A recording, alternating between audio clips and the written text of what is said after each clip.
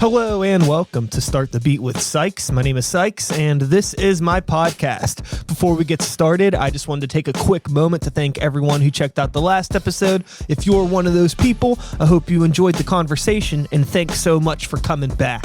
But for everyone out there who's new to the show, welcome. Feel free to make yourselves at home. And as always, there's beer, soda, water, coffee, tea, kombucha, orange juice, Gatorade, Powerade, Limeade, Diet Coke, whatever you like in the fridge. Cheers. It's a lovely Monday evening. I'm getting ready to edit this episode that you're about to listen to with my friend Jerry Mulligan. For those of you unfamiliar with Jerry, he is a rock and roller, a singer, a man with a microphone, a man with feelings, things to say, stuff to get off his chest. He sings in the band Winter's Descent, based out of Pittsburgh, PA, if you don't already know. In addition to being a singer and rock and roller headbanger type, Jerry and his wife, Julie, also run a promotion company called Twist of Fate, and they have produced a lot of cool live events in the Pittsburgh area back when that was a thing. Hopefully it will be a thing again soon. That's one of many things that we'll be talking about in today's episode. It's a bit of a long conversation. I'm going to try to trim the fat on it and edit it down a bit here because we talked for like about 2 hours and I'm not about to upload a 2 hour long episode, but even if I edit it down a bit, it's still probably going to be pretty long. So just strap in. It's a good conversation. Jerry's a really good guy. I always really enjoy talking to him.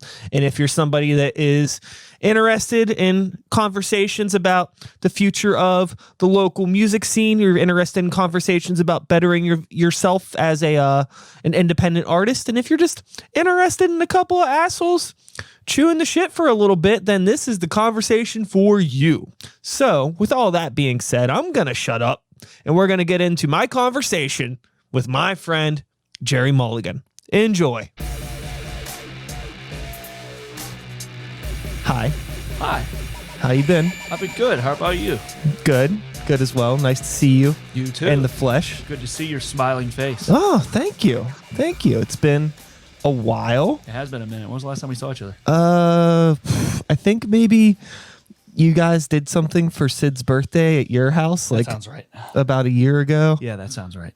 And I haven't seen you since. Yeah, it's been a minute. So what have you been doing? I've been working. Okay. Working, recording the EP. Yeah. Trying to stay sane. Yeah. So yeah, you're an adult with a life outside of music, Yep. but you're still trying to do this music thing. Well, you are doing it. I wouldn't say trying. How do you feel about it? I feel like I'm trying pretty hard. How well I'm doing at it, it would be somebody else's Yeah. determination. It's a weird place to be in because we have so many responsibilities as adults to ourselves and the people around us. But like arguably at the same time, it's like you're doing this music stuff and it's probably the best stuff that I've heard you guys do ever. I appreciate that. And it's like growing, but it takes forever to grow. Yeah, it's a huge pain in the ass. I feel like anybody who does music really probably hates themselves at least a little bit. Yeah. So Yeah. You don't like yourself if you're involved in music. With the growth of, the band Winter's Descent, which we should say, Winter's Descent is the name of your band. And the track that you have put out is called Fortune. Yep. And that is one piece of a greater puzzle, I imagine. Correct. So, Quite a complicated puzzle. okay. So let's dig into this EP a bit. Recording music, writing songs, it's a lot harder and it takes a lot more time than people realize, especially when you're like, you have so much other shit going on. Yeah. So what has the journey for these songs been like, just getting them fucking written and recorded? Don't even ask me about the journey writing the songs because I'm still in the middle of that journey and it's a tremendous pain in the ass. Yeah. This is the first time that we've really tried to do it more than just kind of like a DIY, like working with ourselves and then booking, like, you've probably been there, book a block of time at a studio, and you just kind of got a guy who hits the red button. Yeah. And I mean, hey, if you come in and your tunes are pretty much ready and you're happy with them, there's nothing wrong with that. I'm not pissing on that.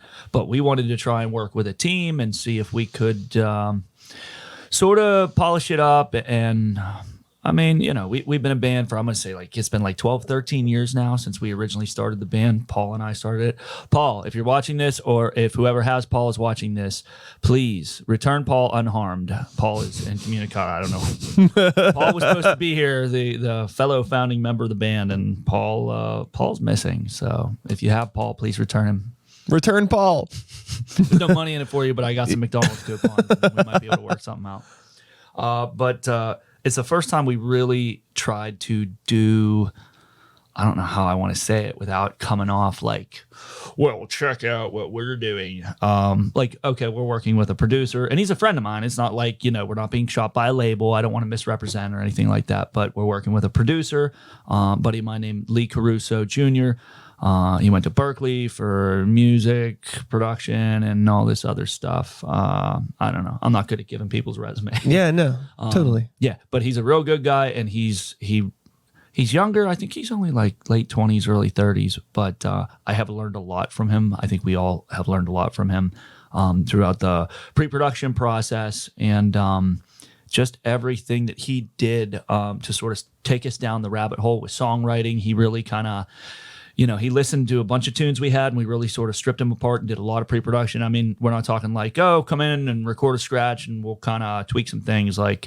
Months of rewriting parts and talking about the songs and looking at them through different lenses and deciding what kind of sound we were going for, what kind of style do we want for our EP, what kind of production sound, what kind of style are we going for? Yeah. Are we going for more of a commercial sound or more of a, a New York hardcore, real raw sort of sound? We did a lot of talking.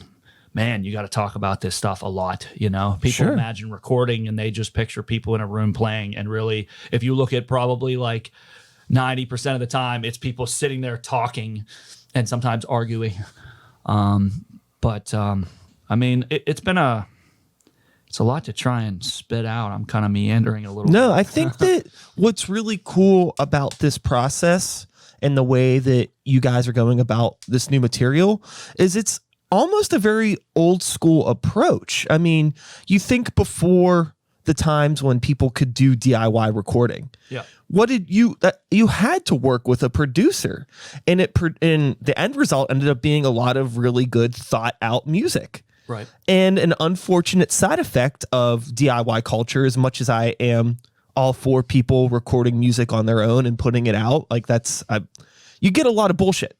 You get a lot of trash. Yeah. And I think that, one man's trash is another's treasure, I suppose. True. But I think that there's a lot to be said about taking the approach that you guys are taking. And it's not even what you're doing is a better thing to do over a more DIY approach. Sure. It's just a more traditional approach. And I think you're going to get a better end result. You're going to get better product because you're able to drop the ego to some degree and be you know what, we do need help. Yeah, you got to drop the ego quite a bit, honestly. Yeah. Because the one thing that held the process up, not just for me, but with other members was, man, I don't know if you've ever had someone get inside your process and start stripping your tunes apart and kind of really nitpicking your shit. You ever had somebody at practice really get into your thing and be start writing your lyrics and start tweaking your vocal melodies? When someone really gets up in your shit. Yeah. I mean, fortunately, that really hasn't happened. Yeah. But to be honest with you, I don't know if that's a good thing. Yeah, right.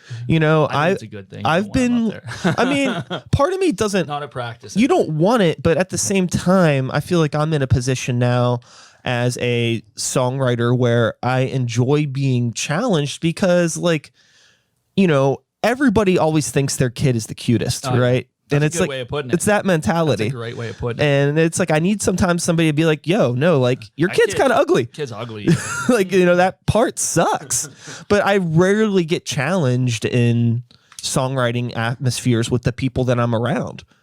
But I mean, maybe they just trust you to do your thing. Maybe. Sometimes the proof is in the pudding, Yeah. I'm not 100% sure what that is, but I think that it takes time to, get comfortable in that way with the other band members and finding people that you can trust. I think with like Lee, I know that he's been involved with you guys for a while and you've been friends with him for a long time. So you've built up this trust and mutual understanding that has like allowed what I think is like a really healthy relationship and him to operate almost as like an additional member of the band and not just like somebody that's there to, you know, collect a paycheck. Sure. Or just to be a hype man and be like, oh, you guys are doing everything right. Everything sounds so good. And I mean, I love it when friends listen, and especially when friends actually listen enough that I can tell they did more than just kind of skim through a song or a video, or they were hanging out at a show, drinking beer, talking at the bar, you know? I'm not, I don't know. I like when my friends support me. It's even, I don't know. It means something to me when somebody who is just somebody in my personal life really digs my stuff, you know? Yeah. Because, I mean, come on. Like, I love the local music scene, and I have a big heart for local music. Sometimes you're supporting a project because it's your friend. You know what I mean? Like, maybe it's a style's not quite your thing, or I don't know. Like you said, you know, there's a lot of amateur bands, and I say amateur bands simply because, you know, maybe we're not getting paid to do it as our primary job. Amateur meaning we're not professionals. We don't make our living doing music. Sure. I think that there is a way to be like on a amateur level, but still have a professional demeanor about you. Agreed. And I think that the thing that annoys me the most, honestly, about the local music scene is just when bands take up space and time that don't give a shit about really being there. Yep. Like, you know, the show up late, leave early, don't make any sort of effort to actually be a part of the thing. It's like, why are you even here if you don't want to be here? I think that's where the ego comes in, to be honest with you, you know? And it's funny because we're all local musicians playing in local projects, and for the most part playing local shows. I mean, if you get to go out and hit the road and play for other markets and get a broader audience, that is awesome. But if you're in a band like ours, you know, we're not getting national attention. We're not signed by a major label. We're not professionals. We are pursuing our passion, you know, we're doing something we love. But I think a lot of, and I don't know, I don't want to sit here and have a bitch fest or talk a bunch of shit, but I know I've personally worked with individuals who, even though they're in a project like ours, they have rock star egos and rock star attitudes. Sure. And kind of act as if they're getting bank and everybody is chasing them and everybody's kissing their ass to be in their project. And it's like somebody who's got that bigger than life attitude, even when they are at that point, I'm sure that's, I don't think I'd click with somebody like that. But it's even worse when you're in a project where you're like, you know, maybe playing the Rock Room or some little club or something, and you're like, what? I'm not going on 5 minutes before my set. Where's my brown M&Ms? And you're just looking at this person like, dude, what? Go to the bar and have a Miller Lite. Sure. It's really, really hard because in rock and roll, there needs to be like an ego and an attitude for it to be believable or sellable. Yeah. So, but it's like, it's a fine line because it's real easy to be like a dick to the people around you. Yeah. It's just like, you got to find that like level of confidence in order for people to really like, I mean, rock and roll is all attitude. And, you know, there's that conversation of like, why has rock died? Why is, you know, rap and pop so popular? It's like, because they act more rock and roll than half the rock and roll bands act these days. Sure. It's like people want that energy. They like that ego, but you got to like keep the ego on stage and maybe behind the scenes be a little bit more willing to just be cool to the people around you. Sure. And it's really, really hard to, I think, with the kind of music that Winter's Descent does, where like it's a youth driven market and none of us are getting any younger.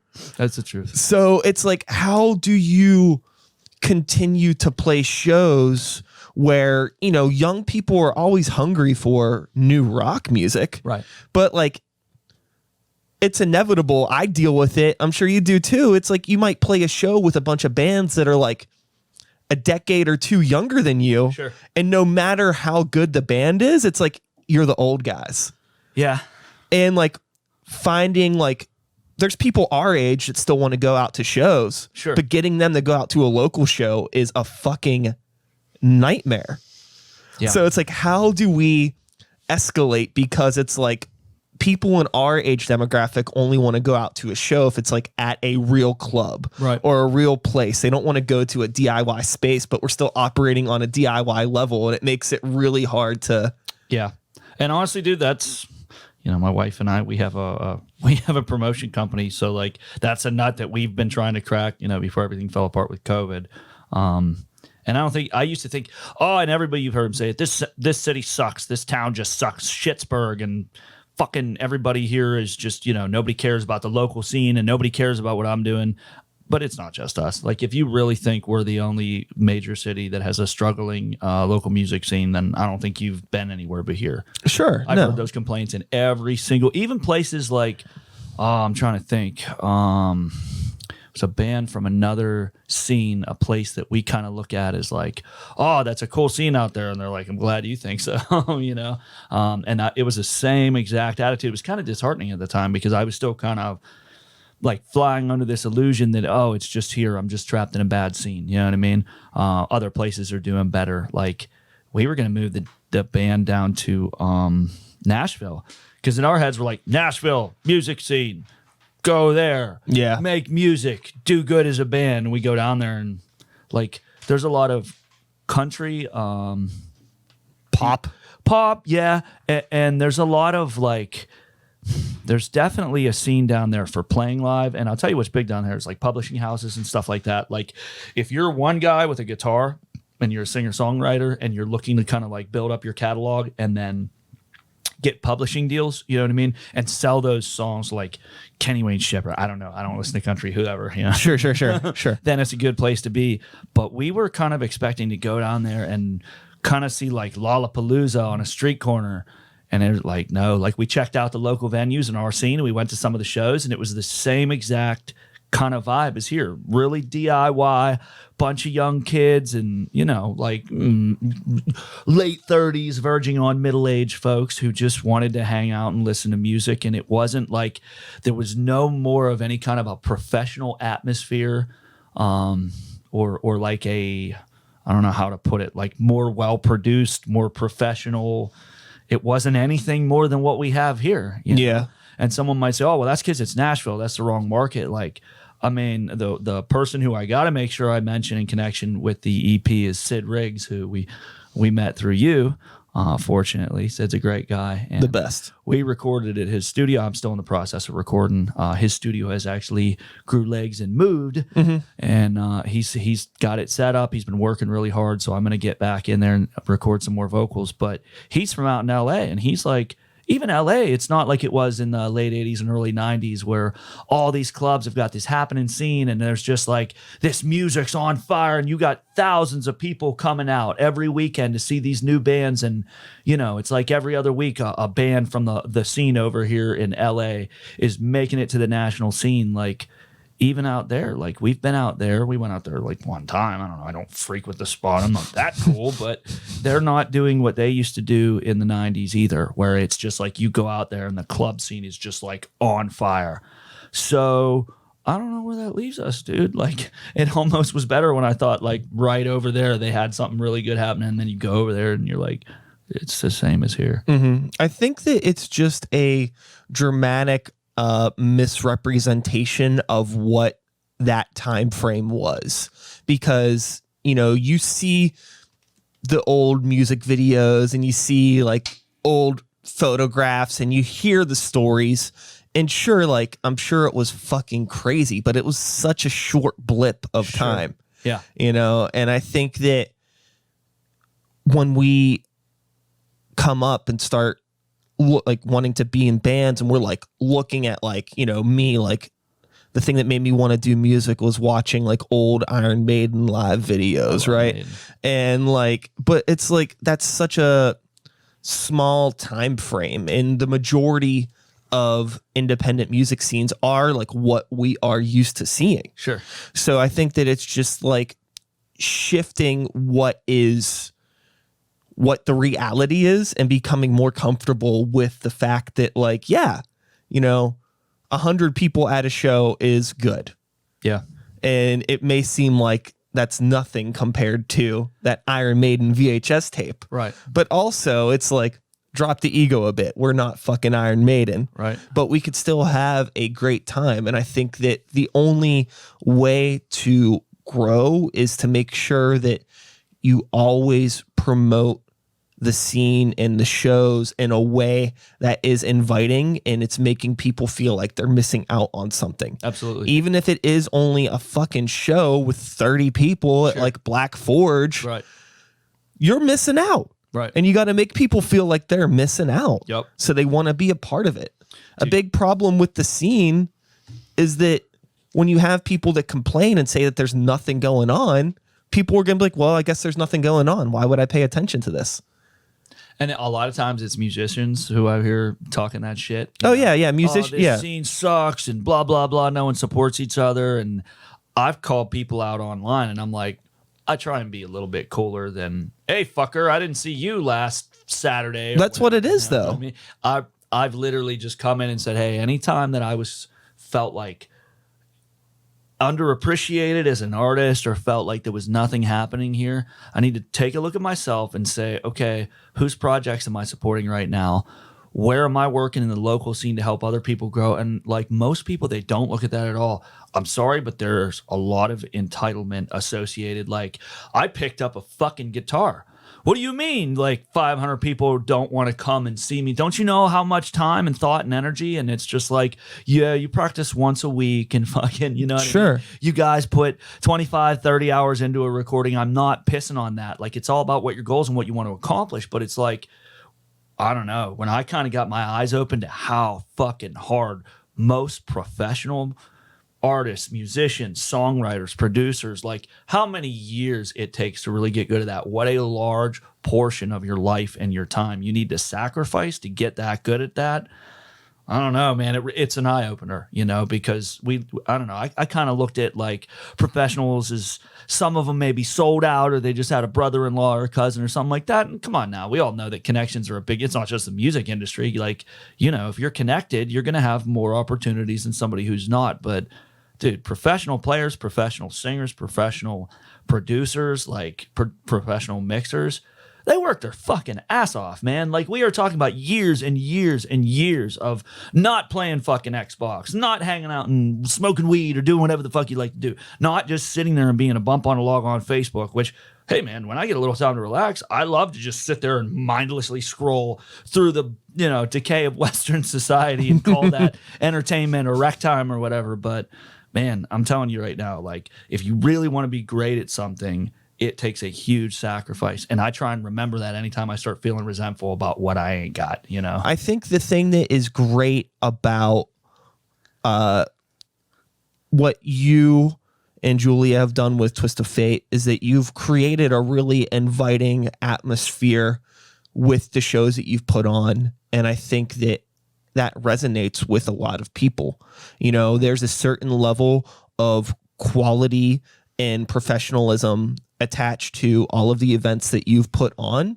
And I think that, you know, there are going to be people that will come out to a show that you guys put on, even if they don't know the bands or even if they don't like all of the bands. They just know that it's going to be a cool time. Yeah. And I think that there's a lot of times where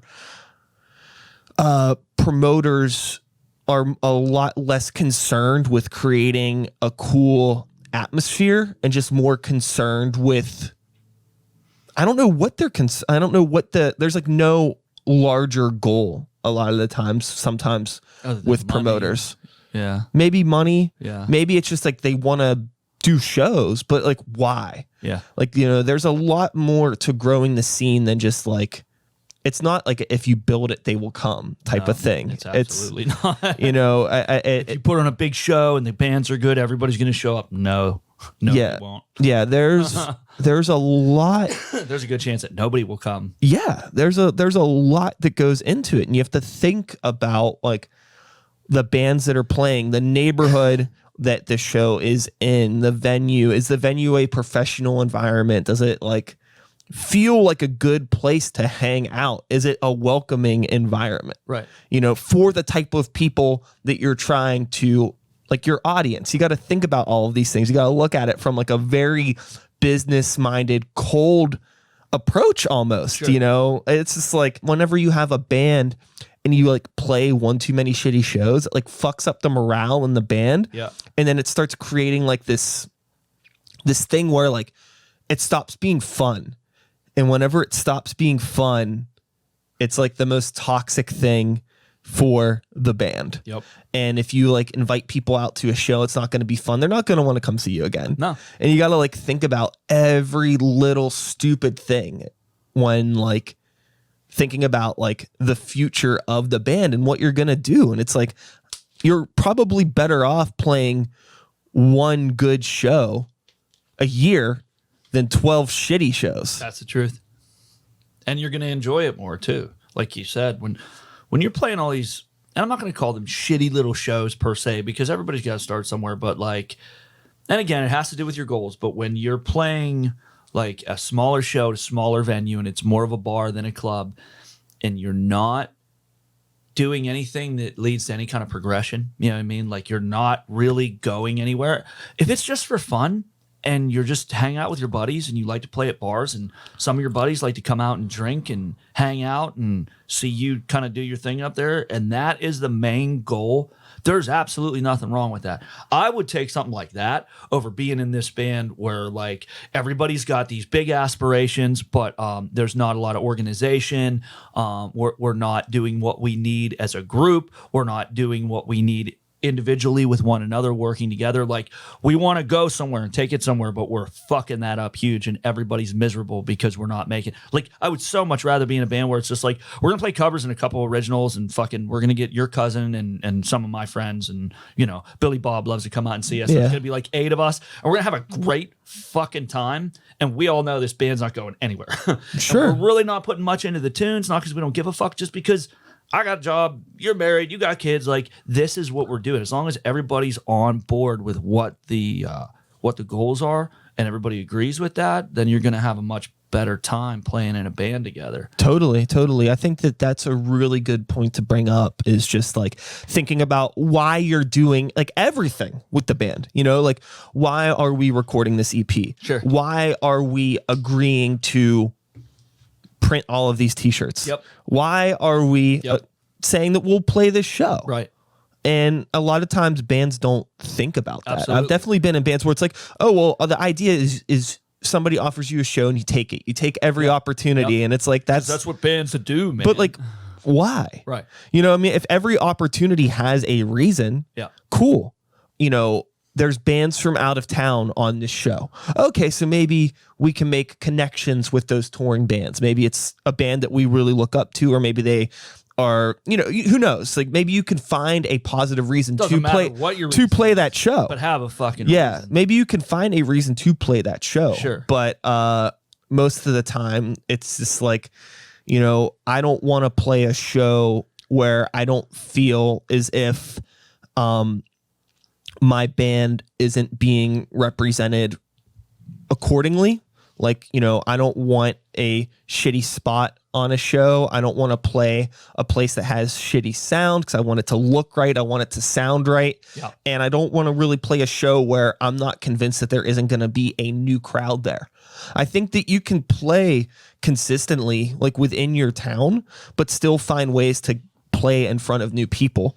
And whether that is, you know, taking chances on different venues, like I just said that I didn't want to, whether it's doing that or like getting outside of your social circle and playing with other bands, dropping the egos. Because a lot of times there are bands that will just like refuse to play with other bands. Right. You know, we've dealt with that a lot, especially in like the metal scene. There's definitely some bands in the Pittsburgh metal scene that are great bands, very talented. And I would love to play shows with them. And we've asked them to play, and there's always some excuse.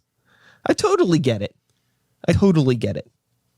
You know, it's just you don't want to play a show with us because of X, Y, and Z. That's fine. I'll take a mental note and I'll move on. Get upstage. But it's like, you know, the thing is like, well, you know that those bands still have their core audience. So it's like, how do you get those people out? You know, it's like one thing where it's like, you know, I understand that maybe you don't give a shit about like having our fan base see your band play.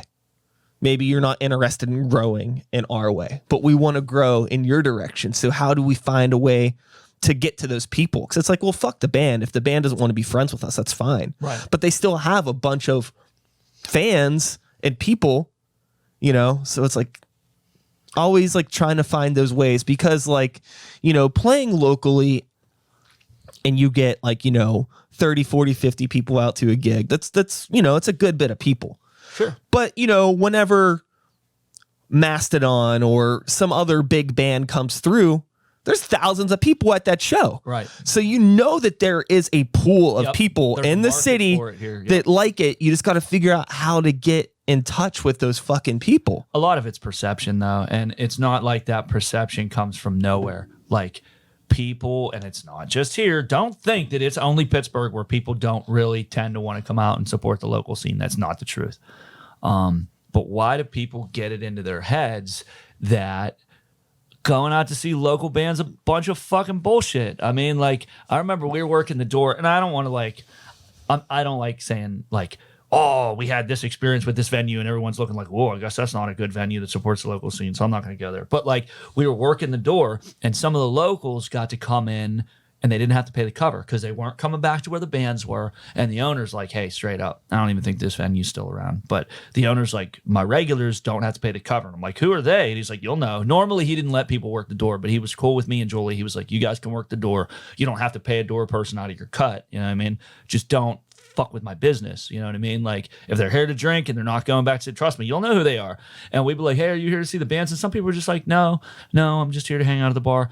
And we were like, are you here to see the bands? And some people were like, dude, they gave me this look where I was like, hey, would you like to drink some Iron City out of the toilet bowl in the men's room? Yeah. You know what I mean? The look I got was like, oh my God. Like they were, you could tell they were visibly put off. Like it would be the last thing they would ever be caught doing would be come and see a local fucking band at a Pittsburgh bar. And so where does that perception come from? You know what I mean? Like, is that part of what's keeping people from wanting to go out and check out local music?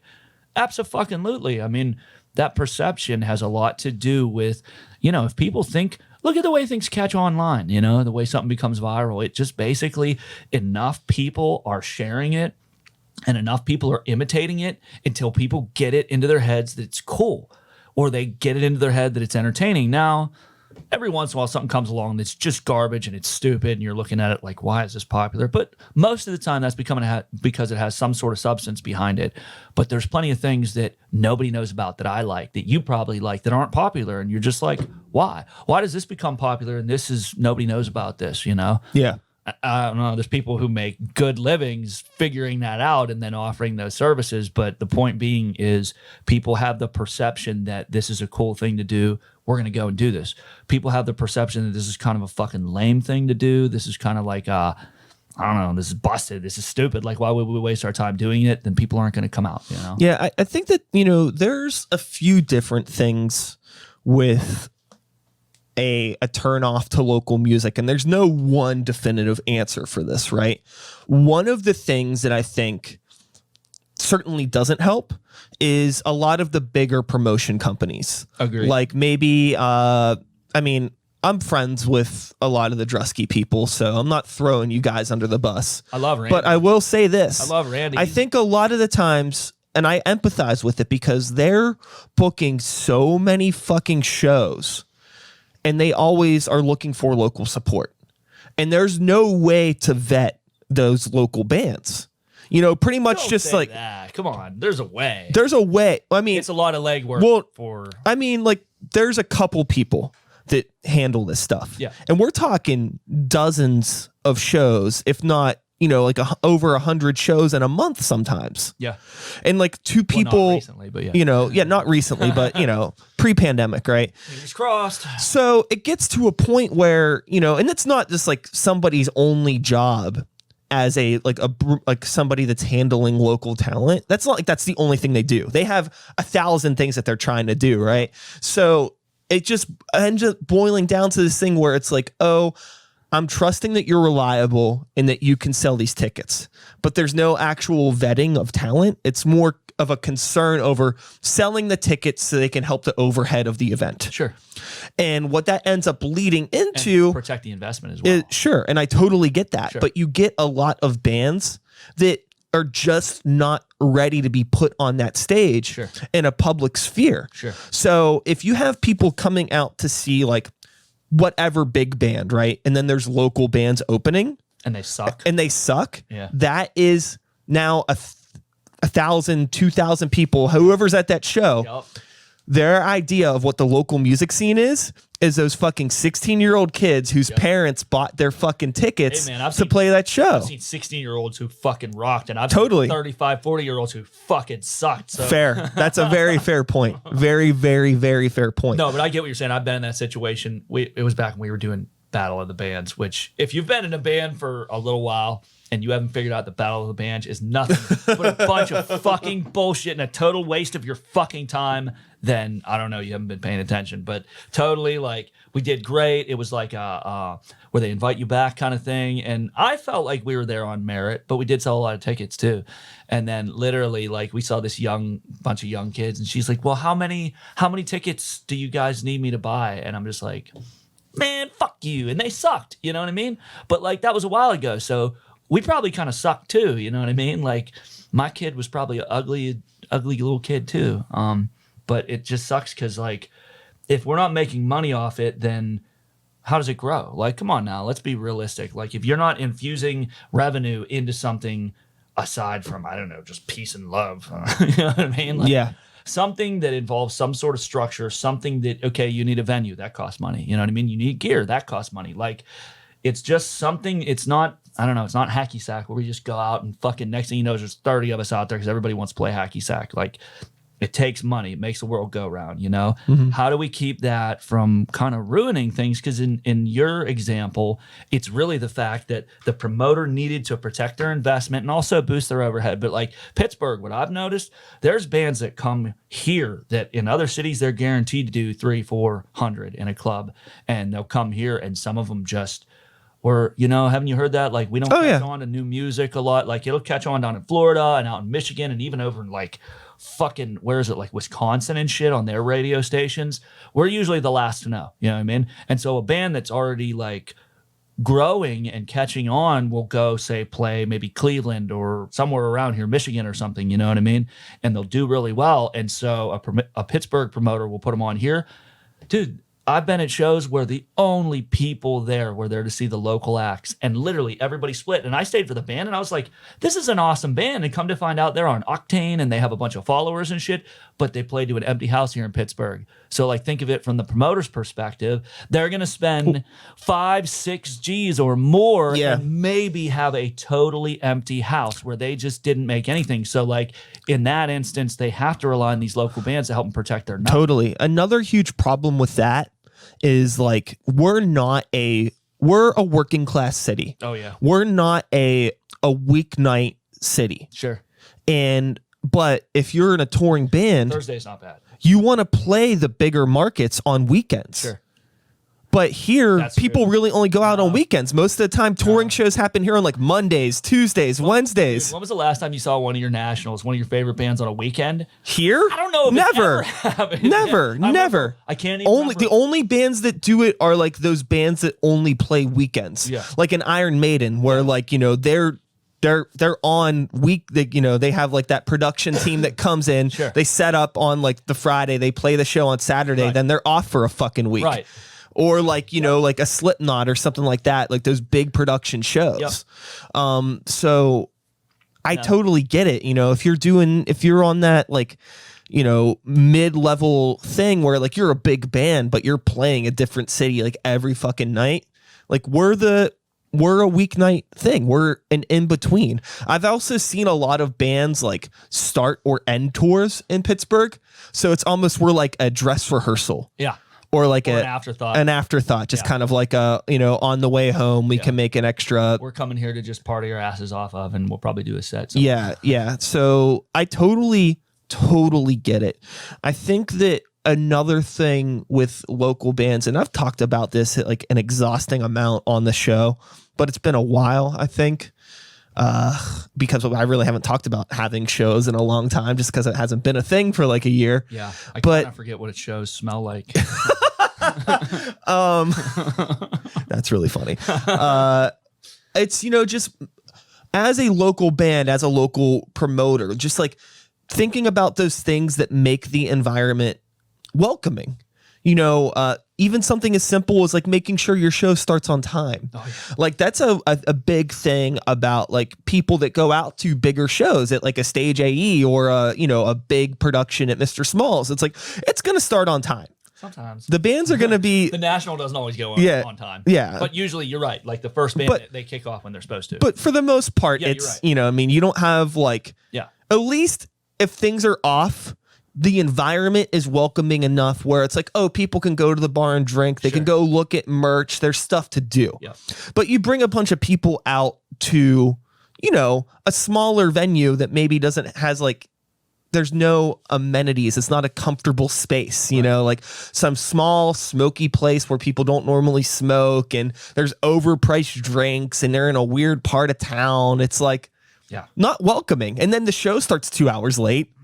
It's like, they don't want to be here to begin with, you know? That's so it's like, nightmare. you gotta really like, if you're getting people to come out, like you gotta have like a respect for the audience. I think there's a lot of times people were concerned about like, oh, we want to make sure that the venue isn't upset, or we want to make sure that the promoters aren't upset. We want to make sure that the bands are taken care of. And those are all important things. Yeah. But I think that the audience gets overlooked a lot. Yeah. Like thinking about like, we will make sure that the audience is having a good time. I've heard you say that plenty of times, and it's a great point, because if you're doing a show, you want people to come because you're upset when they don't. So obviously you want them to come. And you want them to come back. Right.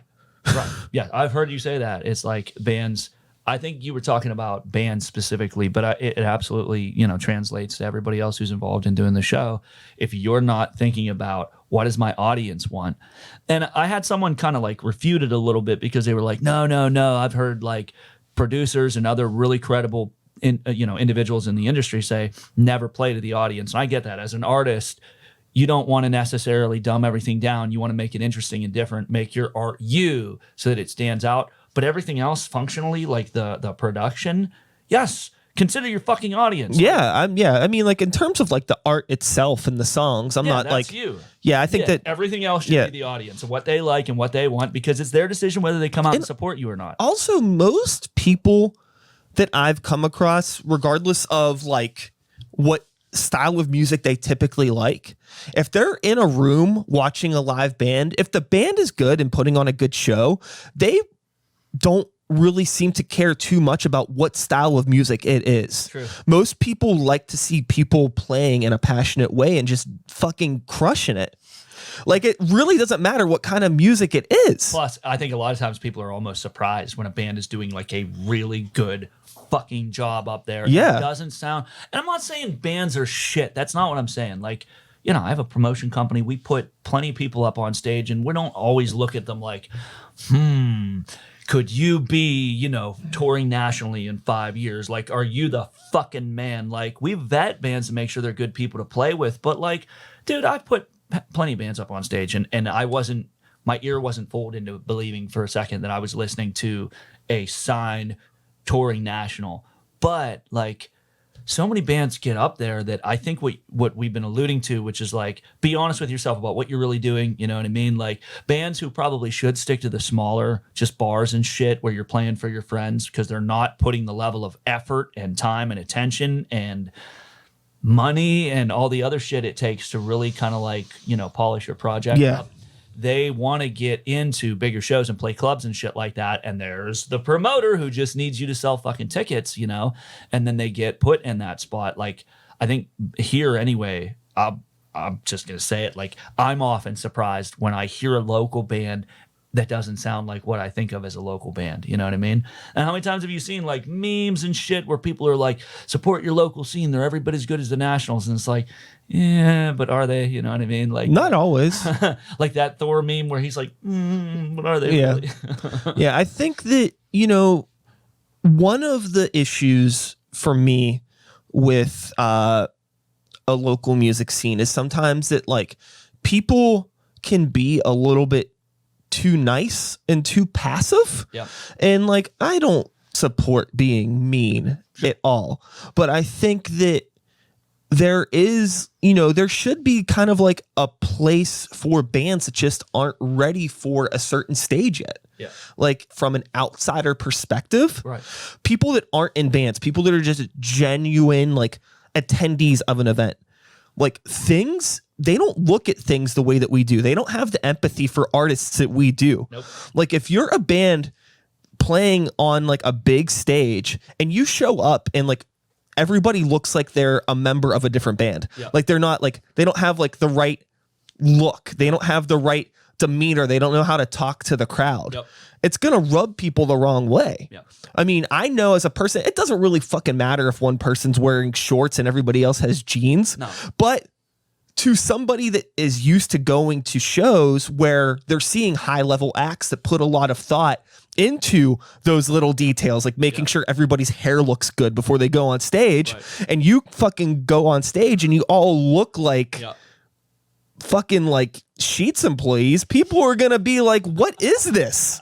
What am I looking at? It's going to come off as like looking cheap, even if the band is really good. Right. So it's like, wow, I don't like support that thought. You can't change the way that the average consumer looks at things. And if you want to go to the next level with your band, you got to start thinking about those things and kind of come to terms with accepting the reality that like you got to start being a little bit more vain, tapping into that ego and thinking about how normal people look at you. Even if you're not looking to take it to the next level, if you want people to come see you, because I've run into this issue and I've run into it time and time again where people definitely, players or bands, they definitely want people to come. You know what I mean? They want them to show up. But then it's like, well, why don't we do something that we know people like a little bit more? And I'm not talking, dude, I know you've dealt with them, the sensitive artist type. You ask them to change one note or one little thing they're doing, and they look at you like you tried to sacrifice their firstborn child. Sure. I'm just talking about in general. Let's consider who we want as our fans. Who are we going after? And that's sort of come up with some strategy and gear what we're doing towards that. Like, okay, maybe you don't like skinny jeans. I get it. Get you all bunged up. You like some room. You'd rather wear, your whatever you like to wear. I don't even know, dude. But if you're not willing to look at the fact that you're trying to entertain somebody for, especially local bands playing for 45 minutes to an hour, God damn it, man. Like bands that play for an hour, all originals, no covers. And dude, like, I mean, I understand. Like most of us, we don't get into playing music. We're not passionate about being in a fucking cover band because that's someone else's music. A lot of us were artists. Depends if you're a player or whether you're a creator, nothing bad about either, but plenty of people who are in local bands, they're in it because they feel that they have something to share, they love music. They want to be a part of it. They want to share their talent with other people. Like, I don't know. I don't think you could ever explain in words why someone feels compelled to get up there and put themselves out there and pretty much expose themselves to what you were just saying, the harsh judgments of other people to share their art with the world. But if you're there to entertain people, I'm not here to fucking entertain people. All I'm here to do is do my thing. Well, God damn it, go do it in your bedroom. You know what I mean? Like, why do you need to get up on stage? Why do you need to involve a business, which is a venue? Why do you need to solicit people to come see your event if you really don't give a fuck what they think you do? But your attitude tells you that you shouldn't have to. And that's where I think the entitlement comes in. Like, if you're going to play a show, you are there to entertain people. And if you're not, do not bother. That doesn't mean you get up there and you're a fucking cheerleader and you try and be somebody you're not, or play a bunch of music that you hate. Because that's the most common misconception is, if I'm working with a producer or if I want a commercial sound or if I want this or want that. Any little thing that goes towards polishing your shit up and letting someone else come into your project and help you, it's always some guy in a fucking suit that's trying to turn me into something I'm not. And it's like, bro, Are you signed? Like, is there a $250,000 contract involved? Well, then trust me, no one's sitting there trying to get you to play music that you don't want to play. They're probably just trying to help you sound a little bit better, and you've got an attitude about it. Like, Yeah. Unless there's a record contract where the label is paying a producer and they're saying, we want them to sound like this and we're going after this demographic, then it's a different story. But like in a local project, if you involve someone who knows how to do something and they make some helpful suggestions, trust me, they're not trying to turn you into NSYNC because there's no agenda there. Like, what the fuck does it benefit them? I think a lot of us came up with certain misconceptions. Like, I don't know about you, but I know I used to think that a lot of professional bands who were in like legit signed bands and were working with labels, it was all about like, well, now the guy in the suit with the cigar comes out, tells them exactly how to dress, tells them exactly what to play, tells them exactly what to write. You know what?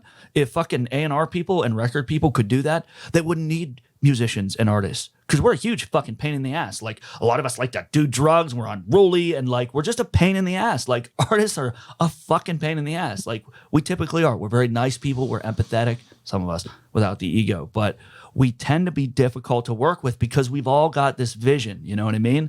If they could just take a bunch of puppets and dress them up and put them through, training and teach them about music theory and teach them how to play their instrument. If they could literally just craft that from the top up and just say, this is our product, all we need is someone who's basically like an actor who can play music, they would just do that. Well, I mean, they wouldn't put up with us. I mean, that does happen. It does, but how far does it go? You know what I mean? Yeah, I mean, it happens, and I don't think there's really anything wrong with that. It's just it's almost like, a producer is like a director of a movie. Yeah. And like, this producer has a story and they just need to find actors to fill the role. Yeah. And that has happened with bands in the past. I'm sure. And it's a different thing. I don't think it's happening in our genre quite as much, though. Yeah. I mean, maybe in like the 80s or the 90s, I'm sure there was like people that tried to assemble like grunge bands, people that tried to assemble hair metal bands. Yeah. I mean, we've all seen the gimmick band Rika. I just don't think that it happens that much anymore. Yeah. Because there's such a wider pool of distribution thanks to the internet. Sure. It's really flipped the script of everything, and like anybody can make themselves look like a professional band now. Right. You couldn't really do that in the 80s or 90s. You didn't have the fucking tools to do it. Yeah, but the other thing too is like a lot of us playing in local projects, if you're not in a position where you can tour, we have to, in my opinion, you got to get square with the idea somehow that if you cannot go out and tour, I'm going to say like it's probably like 97, 98% chance you're only going to be able to amass so big an audience. You know what I mean? Sure. I mean, if you can't go out and tour, I would say, if you want to be a band that is... there's anomalies, that make it huge on the internet. Sure. There's a band like bands like Spirit Box. I love that band to fucking death. Yeah, they're finally getting and they're just more focused on like writing really, really good songs, pushing hard on digital content, putting up cool music videos, doing cool in studio stuff. Yeah. And I'm sure they'll tour whenever they need to. Yeah. But it's just a matter of like they're a really fucking good band, and they don't have the capability to maybe tour in the way that they want to right now. Yeah. But they're putting out good shit, and they're using the internet in a very smart way. And I think that's what a lot of us should be looking at as local artists. And that's honestly, that's where my head's at. You know what I mean? I got a job. Like I could, but I'm not just going to walk away from my job and go live in a van for 6 to 8 weeks and be like, well, we're all going to jump out of a plane together with no parachute on. It's like, dude, when I was 20, 25, even going into my 30s, like I was in a position to do that. I'm no longer in a position to do that. So like, and I think that's where a lot of individuals get jaded with their project and with just music in general and the whole scene. How many times is it sometimes it's some young punk, but a lot of times it's someone's really bashing the scene. You look at them, they're in their 40s. They never really got to where they felt like they could have gotten to. Like they're just fucking bitter. But as we get older, if you haven't rocketed to stardom and found your way into a touring project where your dream came true, like, what do? Do you just give up and quit? Like, we have to learn to adapt and like me personally, I had to reevaluate. And this is hard stuff to talk about. You know what I mean? Like, how many people wouldn't like to be in a serious touring band maybe it's not about fame, or maybe it's not even about money. Just having an audience where thousands, maybe even millions of people listen to your art. I mean, come on now, it'd be pretty fucking cool. Yeah, you got to use the internet. That's the I don't think that like any band that isn't well known already I don't see the point of touring right now. Sure. Honestly. Right now. You know, even if the music scene, the music business has never seen a period like this before. Even prior to the pandemic. Yeah. I don't see the point of a band, especially like a rock driven band with members that are in their 30s that are just pushing out to new markets right now. Why are you trying to play anywhere that's not your hometown on a weeknight? You're out of your fucking mind. Yeah. You're out of your goddamn mind. And it's like, sure, if you are like a younger indie band and you could play like some all ages stuff on weeknights, early shows, there's a market there for that. But for like our kind of stuff, we're like, you know, we're either playing bars or small clubs. You got to play those places on weekends. Yeah. So it's like, you're better off just like weekend warrioring it. Whether it's, I know it's a bit more of a pain in the ass, especially if you want to get far, like if you're talking like you want to get like 10, 12 hours outside of your city, those drives, that's a fucking nightmare. Especially when you're gonna go and it's not what you thought it's gonna be. But you have a much better chance of playing a show that's worth it if you go out on a Thursday, Friday, or Saturday. Absolutely. Than taking that time and off work and doing all of this shit, you know, to play shows. Because like, what's our target demographic right now? It's people our age. Right. I mean, I'm sure you feel like that. Like people that, you know, grew up in the late 90s, early 2000s that are into that, like almost that like club rock sound that you guys do. You know, we're with Grey Walker, like our fan base is people our age, and maybe some people that are a little bit younger that are into, you know, metalcore, American death metal, that sort of stuff. Yeah. You know, younger kids aren't into that now. You know, a lot of What are they I think that there's a lot more stuff like bands like Spirit Box, who I think they're a great band, but it's a lot more it's a lot more of like a melodic metalcore. Yeah. And they also incorporate a lot of the like not necessarily genty elements, but, you know, like breakdowns, low tunings, groove focus sort of things. They incorporate electronics. Yeah. And it's kind of like hard to pigeonhole them into like one specific genre. Even heavier bands, I notice they have sort of an indie influence now. Yeah. And a lot of what I hear in metal nowadays is like a pop influence. Sure. Heavy, man. Like Octane. If you listen to Octane, it's the type of shit that when I was coming up listening to Metallica, we would have been like, this is bitch music. And now I listen to it and I like it. Sure. Yeah. You think about like bands that are driving the market in a big way. Bands like Bring Me the Horizon or Architects. So different you know, than what they used to be. Bring Me used to be so heavy. And I honestly didn't listen to their older stuff. And my buddy Jason Kazora, he's like, dude, did you ever listen to their older stuff? And I was like, no. And I listened to it and I was just like, wow, man, it's almost like they hired Michael Jackson, you know? But the cool thing about a band like Bring Me the Horizon is that they have been they've stayed relevant for what, 50? Well, they years? create the trends. Yeah. And they always have. Yeah. The thing is, like, I get anytime they put out an album, like over the past decade, every record that they've put out, I've heard people like shit on it or say that they don't understand it. Yeah. 6 months later, every fucking band sounds like it. Yep. And I'll be honest, I like Bring Me.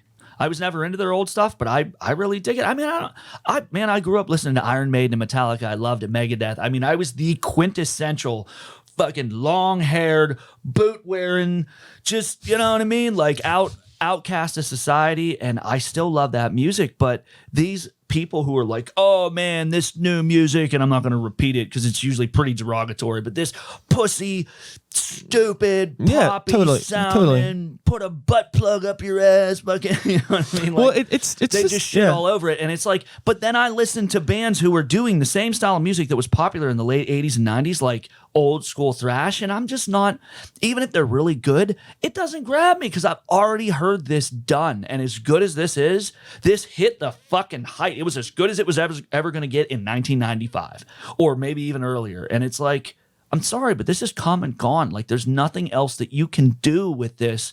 It's all been done. It's moved on. And so now, even though I still love bands like older Metallica, you know what I mean? Old Megadeth, like Iron Maiden, stuff that was popular late 80s out throughout the 90s. I still love that music. Those aren't the bands I'm listening to right now. Like a new band coming out that sounds like they did 15, 20 years ago, it doesn't grab me. Yeah, it's really interesting when you think about, you know, how music is only going to continue to evolve. Right. And I think people need to get over that. It's like, it's not going to be the 80s forever. It's not going to be the 90s forever. It's not going to be the 2000s forever. It's like when we're talking about like heavy metal, it's such a young genre of music. Sure. Maybe 50 years old at the most, if you want to like stretch back to like Sabbath and things like that. Like, yeah. People call out Led Zeppelin saying they Sure, were one of the early contributors. But like everything has evolved so much. I mean, like, Zeppelin to Sabbath is a big change. Sure. Sabbath to fucking what would be like some 70s shit. Like Sabbath to like a Rush or something more progressive is a huge change. And then you go from that into a Metallica, into a Slayer, into a Cannibal Corpse, into a Cradle of Filth, and like all of these huge bands that have been like, it just gets dynamically more diverse, dynamically more extreme. And like, there's always going to be people that prefer like a more traditional sound, but you have to be willing to accept that it's going to continue to evolve. And it gets to a point where you just start like putting it, it's like, there's only so many genres, right? And eventually like this Venn diagram, like everything kind of starts to, all the bubbles start to intersect. Sure. And then you end up with like all the subgenres. Yeah. And it goes fucking crazy. And the fusion and all this other shit. And we're melodic, grindcore, progressive, death metal. And it gets to the point where you have to include so many subgenres. It's like, dude, we're a fusion. And it's like, and youth drives the culture. And you got to understand that it's like, people that are 16 years old now don't care about what you listened to when you were 16. Right. And same way we didn't give a shit about what our parents listened to when they were younger. Exactly. And maybe, people get younger and people grow up and they develop an appreciation for all different styles of music. Yeah. But, it's only going to get when you're young. I mean, there's always that kid who's into older school music. You know what I mean? Like I remember having friends of mine who really liked classic rock and stuff like that. Oh yeah. But typically you like what's popular right now, and kids don't know why they like it, and they don't really care, and they do not give a fuck that you piss all over it and that you think your music was better, because none of us are immune to that, thinking that music was better in my day. We used to actually play our instruments, and we didn't have everything, loaded on a laptop, and that's not a real musician, and blah, blah, fucking blah. I mean, the bottom line is, I've heard you say it, man, like, we're all just doing what we love, and we're all trying to find a way to get our music out there. Do we really need to piss all over one another and look down on each other because this person goes this route and prefers this medium, and I'm old school, we play our instruments, we write our own songs? I mean, everybody has their own preferences. I don't know. I people like you and Sid Riggs really kind of got me out of some of my Be Hurt, like, I don't know. You know what I mean? Like, fuck that emo stuff. That's pussy music, And then I've listened to some of it, especially the fusion, where like, I mean, if you listen to Bullet, like, dude, Bullet never would have existed without emo.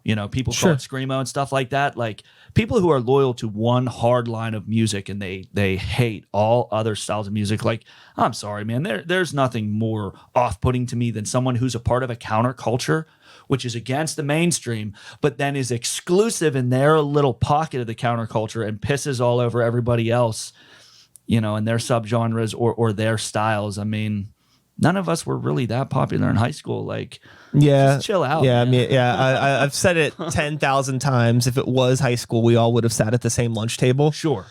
We all got stuff thrown at us. And, it's like, you're the weird kid in the Jimi Hendrix t-shirt. I'm the weird kid in the Korn t-shirt, but nobody wants to hang out with us, so we're chilling. Right. But as you get older, it gets a little bit weirder, and people tend to kind of go into their own little bubbles. And they form their own cliques and stuff like that. Yeah. And that's another criticism I've heard about our scene. Trust me, it's not just our scene. Oh, it's cliquey, and these people only give these people shows and stuff like that. And it's like, do you not realize, like you said, you don't know everybody. I don't know everybody. Like, as a promotion company, we did our best to branch out and diversify and break out of our friends group and break out of the genres we were comfortable with to try and include as many different people. But like, you have to be connected to someone through someone to find them. There's a few cases where maybe we just found a really cool band online and we reached out to them cold and said, hey, would you like to play a show? Yeah. But typically, it's all about networking, and you branch out through people that you know. So, like, if you're kind of feeling like I'm in my project over here, and everybody's all, either you look at the scene like, well, these people over here play shows together and I don't get invited to them, or these types of bands get put on these bigger shows for nationals and I never get considered. Like, if you're over here and you feel like there's a group or there's like a company or there's like a bunch of bands working together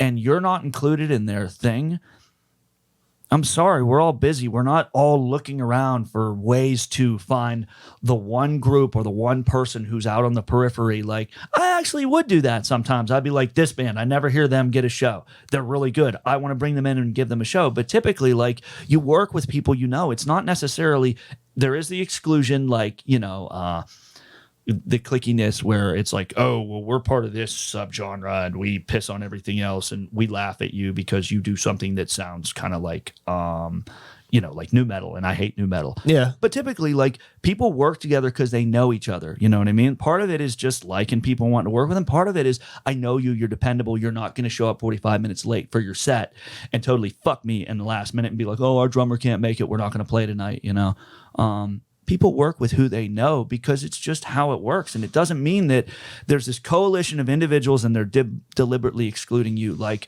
take a chance, put yourself out there, introduce yourself to somebody. That sort of mindset is like the type of ego that you should be getting away from. Like, nobody cares about you or your band that much to deliberately exclude you. Yeah. Right. Yeah. Trust me. Right. And I think it's human nature in general to kind of, create a bubble or a circle of reliable people and to go with that. Sure. That's even outside of doing anything artistic. You just got to really check yourself and make sure that you're not doing that. As a band, like with Greywalker, we deliberately were always like thinking about like what bands are we playing with, especially on a local thing where it's like, okay, like, when's the last time we played this venue? When's the last time we played with these bands? Like, it doesn't make sense for us to do this because we just did this, right? And it's not that. So like, who are some other bands that we can reach out to? And for me, it was always a huge deal to try to find like a younger band that is maybe just starting to get some shows. Cause it's like, it's like, if you're maybe not a great band yet, but you're fucking cool and there's potential. Yeah. I want you guys to open up our show because we have a cool group of people that come out and see us that enjoy live music, and I want to give you guys that opportunity. Right. That's huge, to give younger bands that place to reach out to those bands, because a lot of times they don't know who to reach out to, or they feel weird. Right. So if you're in a position where you are a band that's also working as a promoter, and keep an eye on the scene, like, know who is doing stuff. It doesn't take much effort to see who's playing shows, what new bands are happening, and just be aware of those things and reach out to those people. I mean, there's been times where we reach out to bands, we invite them on, and either, they're not very, very good and they're not really enjoyable to be around. And it's like, okay, well, we tried. Yeah. That's it. You know what I mean? And then there's times where, there's bands that, we expect, we're not so sure about it. Like, maybe we heard something about them, or, I saw them once like 2 years ago and it wasn't very good. And I was like, okay, whatever. But, we want to reach out and work with different bands. Here, it turns out in the past 2 years, they got a new singer, they've written some songs, and now they're fucking killer. Right. So it's like, you got to come back around and give people a chance too, because like, bands, a lot of times, especially on a local sense, it takes a while for them to figure things out. There's going to be a lot of lineup changes. They're going to work through stuff. So I know first impressions always seem to really last with people, but in a local music scene, you got to be a little bit more patient and be willing to check back in with bands like every year or so and see like, what, like, you guys are still playing shows. What are you up to? What has changed? What is different? Well, and there's a lot of like, there's a high turnover with bands too. Yeah. You know what I mean? How many, you could probably think of at least a dozen. If I gave you a piece of paper in 5 minutes, you could probably think of at least a dozen bands who you either used to play with or you used to go see, or who were prominent in the scene around here and who are just gone. It's really, that's honestly another thing that's been really hard for Greywalker, was that in our particular niche of music that we do, there aren't a whole lot of other bands that make sense on paper for us to play with. Sure. So we've always adapted that mentality of just like, yo, if you do any sort of loud guitar shit and you're cool to hang out with, we want to play with you. Sure. Like I'm all about like, you know, on paper, it's like Grey Walker and Winter's Descent were two very different bands. Yeah, if you were I will together play a national show, it wouldn't necessarily make sense. But I would play a show with you guys any fucking time because you guys promote, you put on a good fucking show, and you're not miserable to be around. Right. That's like all I'm asking for now. Just don't make me don't turn something I love into something I hate. That's really what I'm asking of you. And that's not much to ask. You know, and man, like you said, with the egos, I think that's really the main thing. Let's cut through all the bullshit. That's the main thing that's bringing the scene down is people's fucking egos, you know? And I don't understand where it comes from. I know it's not specific to music, but like I was just saying, we're all just doing what we love. Like, you know what I mean? And I've been in bands with people like that before who just like, they always had something negative to say about somebody else, you know? And I remember saying this to somebody who I was in a band with. I was like, hey, motherfucker, why don't you stop talking about other bands and musicians and start talking to them? sure. You know what I mean? Like everybody who's not really making any progress for the most part, in my opinion. And this is something Sid told me. This is the same deal in the national scene where people are making serious money, playing serious shows, and putting shit out that goes not just fucking national, but international.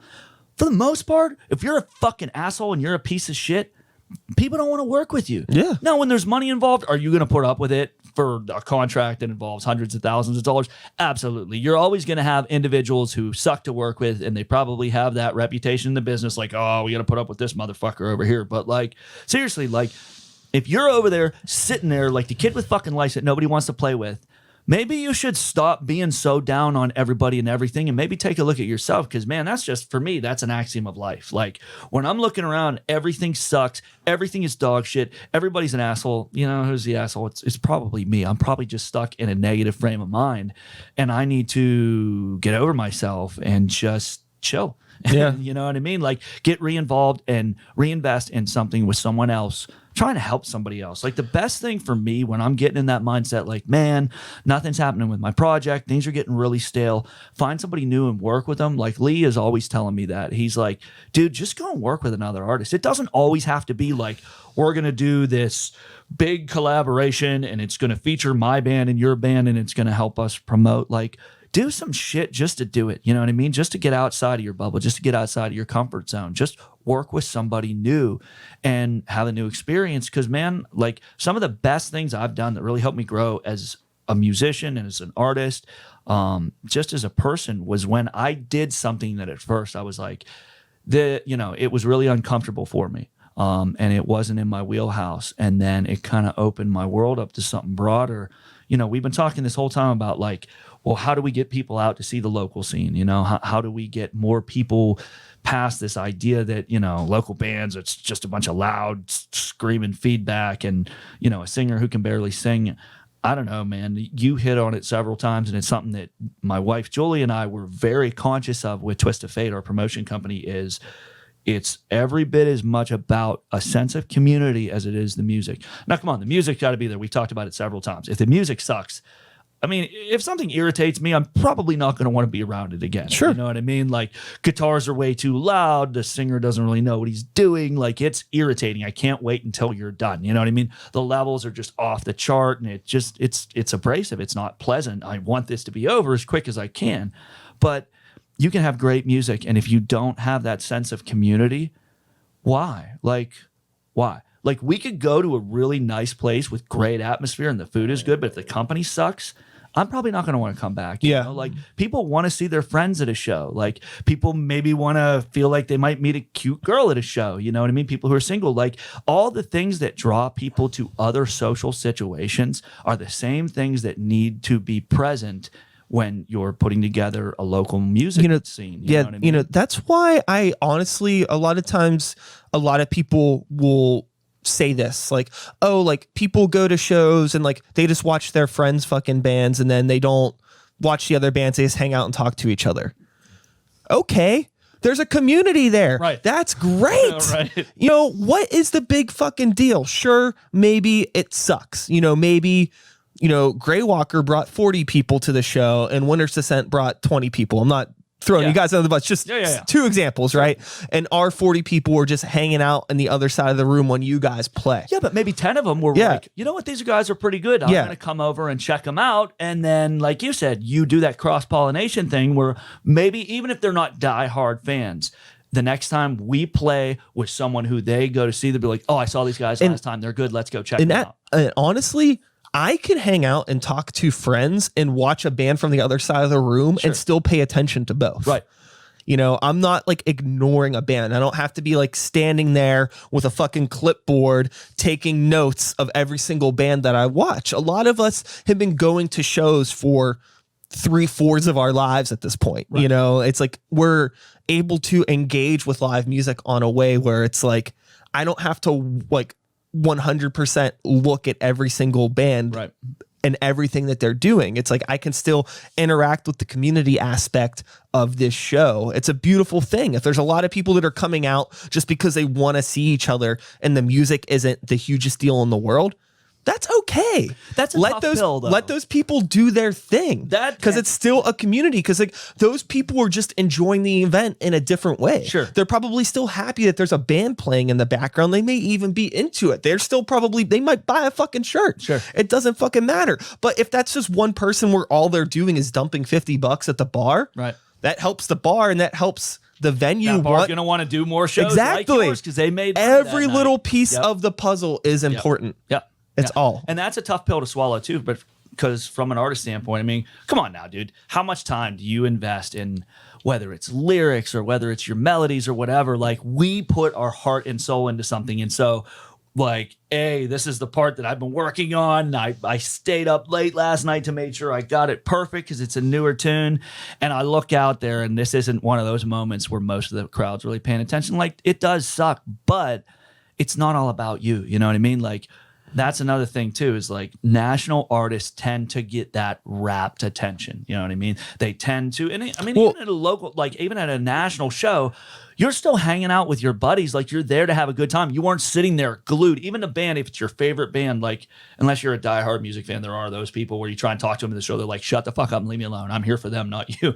But it tends to be more like national bands. They get a little bit more of that rapt attention where people come and they're literally just there to be totally absorbed in what you're doing 100% of the time. Well, when you think of like a big venue where half the venue is the stage versus playing a bar, you're in a small corner tucked away. Sure. That's like, big venues, it's like you're set up to like all attention is at the stage, right? Like event. That is the way that the room is set up. Sure. So it's like no matter what direction you're standing in, it's like the stage is there. Yeah. But a lot of these smaller clubs or a place like, the Moose, where like the bar is like in the opposite end, kind of down those steps, and you get a lot of people that kind of congregate down there. It's really easy to get separated from the room because it's just it's a different environment. But I think that, the thing too, like an ego thing with bands, it's just like, again, and the ugly kid thing, you could have worked your ass off on a part and maybe it's not hitting the way that you thought it would live. Maybe that's just not the crowd, but also maybe that part just isn't as good as you thought it was. Sure. Like that's the thing too, is like sometimes if you're a band and you're fucking playing a show and nobody's really paying attention, like if you're putting in your fucking work, like all you can do and the stuff is good, people will start to pay attention. Yep. There's been plenty of times where like I'm like half paying attention and then something just happens where like I am completely pulled out of whatever I'm doing and I'm like, what is happening on the stage right now? And dude, that's a great feeling. I can't tell you how many times I've been up on stage and people weren't really feeling it. We started doing a thing where one part in the song I would jump. I've jumped off some pretty high stages. There was a few stages where I was going to do it and I was like, yeah, I don't want to break my ankle today. But people were on their phones. They were just kind of dicking around, and I was just like, nah, fuck this. We worked hard on this song.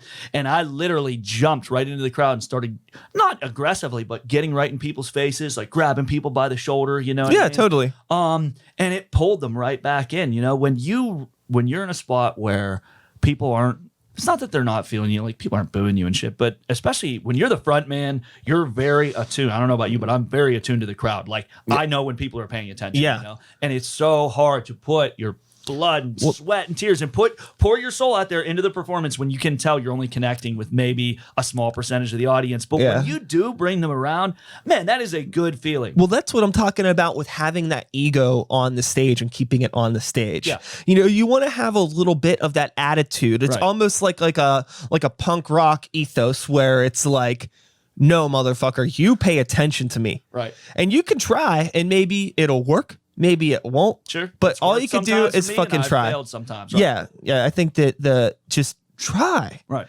Try to and if it doesn't happen that time, don't get a hurt ass over it. You know what I mean? Like, it's not because people looked at you and decided that you were shit. Yeah. I mean, and not everybody is going to like you. Yeah. You know, you can be really, really good at what you're doing and play a great show, but maybe it's just not the right crowd. Sure. And maybe you gotta learn from those experiences and also, too. Yeah. And it's like, you know, sometimes like you could be fucking playing your ass off, but the room sounds like shit and there's nothing you could do about it. No. So it's like, you know, you can't do shit about a sound guy who doesn't want to do his job. Learn how to talk to sound guys. That is dude, that guy can make or break you. Do not. And some of them are dicks. They are. It's like everybody's microcosm of society. I've had some sound guys that were great to work with. Some of them, they're literally just there to collect money for the night. Oh, yeah. Drink, and they don't give a fuck about your set. But I'm going to say more times than not, if you're not connecting with the sound guy, it's because you said something to piss him off. Like, he's not a monkey to run around and do your bidding. Like, he has an important job there to do too. And if you're getting frustrated, have a respectful conversation with him and say, hey, I don't get what I need to get in the monitors up here, or like something's not happening the way we need it to happen. It's important. Have a conversation with that guy before you're set. Don't say, hey man, you're going to do this, this, and this because this is how we do it. But just get on a vibe with him. Like, I've connected with sound guys and it has made things go so much smoother. The sound guy can make your life easy or he can make your life livable. Yeah. Yeah. And a lot of it is on you. Yeah. I think that, you know, it's always, for me, you know, I can usually tell what a sound person is going to be like just in the first interaction. Yeah. You know, if we're playing a new club, especially if we're somewhere out of town, and if we're not opening, I always, like, in the back of my head, I'm just kind of like looking at like, how is the sound tech interacting with the band during stuff? Are they actually like miking things? Yeah. What's their attitude like? How are they mixing things behind the board? And you get an idea of how much they care or they don't care. Right away. That was what I was about to say, is I'm trying to gauge, do you give a shit? No, I'm on my own up here. And then at least I know that, you know. Oh yeah, that's the thing, is it's like, you know, so I could start running around to the guys and being like, look, they're not miking cabs tonight. They're only doing this with the drums. So let's set up things and be ready for this. And if you play enough shows, then you can have a strategy. You have a game plan, you know? And that's what I think some bands forget, is like, when you get up there maybe it's not the first couple times, but maybe you're not a really seasoned live player, expect to get your fucking ass kicked. Yeah. Dude, if it's going to go wrong, whether it's technical, whether it's performance-wise, whether it's whatever, just something that goes wrong that you could not have foreseen, it is going to happen at a show. It is Murphy's Law.